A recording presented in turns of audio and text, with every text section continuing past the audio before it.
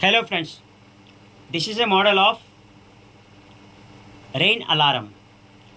To assemble this model, we have used PCB, timer IC, two capacitors, one disk capacitor, five resistors, one variable resistor, one LED, one buzzer, one rain sensor, battery snap, 9-volt battery and connecting wires.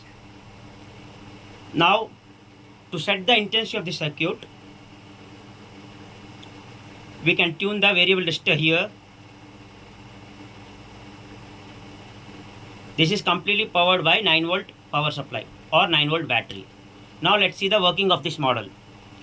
As soon as a raindrop falls on this sensor, this makes a beep, so that it indicates that there is rain outside. Now I'm sprinkling water on the rain sensor. You can see here.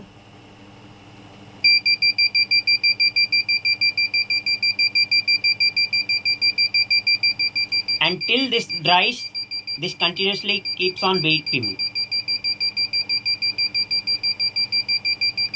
Thank you for watching the video. Please like, share and subscribe.